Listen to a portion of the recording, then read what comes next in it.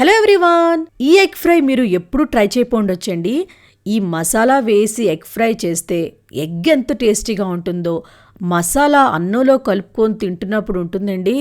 అబ్బబ్బా, చెప్తుంటేనే నాకు నోట్లో నీళ్ళొస్తున్నాయి, అంత టేస్టీగా ఉంటుందండి. సో వీడియోలోకి చూసేద్దామా ఈ టేస్టీ ఎగ్ ఫ్రై ఎలా తయారు చేసుకోవాలో పదండి. ముందుగా ఎగ్స్ తీసుకోవాలండి. నేను ఇక్కడ బాయిల్ చేసుకున్న ఎగ్స్ తీసుకున్నాను, ఒక 6 అనమాట. ఇలా సగంగా కట్ చేసుకోవాలి.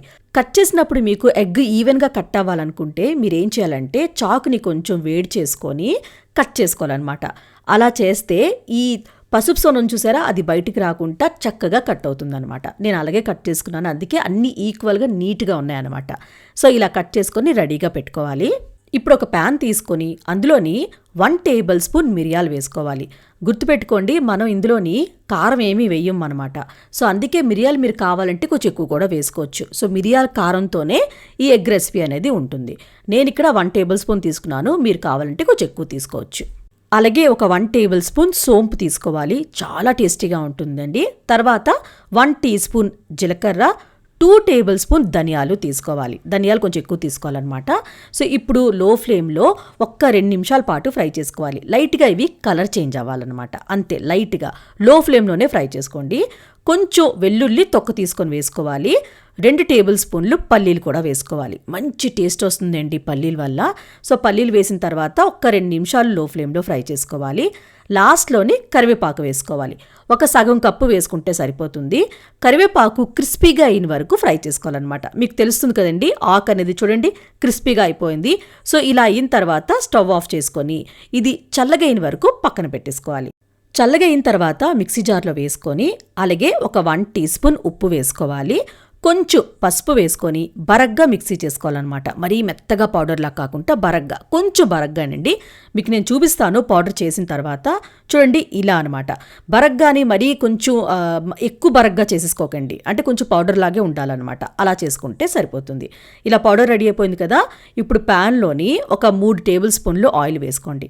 ఆయిల్ బాగా హీట్ అయిన తర్వాత ఎగ్స్ని ఇలా తిప్పి వేసుకోవాలన్నమాట. అంటే పసుపు సోన అనేది ప్యాన్కు ఉండాలన్నమాట ఆయిల్కి. అలాగా ఇలా మీరు చూస్తున్నారు కదా వీడియోలో, ఇలా అనమాట. వేసిన తర్వాత ఒక్క నిమిషమైనా 2 నిమిషాలు అంతేనండి, అంతకన్నా ఎక్కువ ఫ్రై చేయకండి. ఎక్కువసేపు ఫ్రై చేశారనుకోండి ఇవి పేలుతాయి అనమాట. ఎగ్స్ అనేది కొంచెం జాగ్రత్తగా ఉండాలి. అందుకే 2 నిమిషాలే.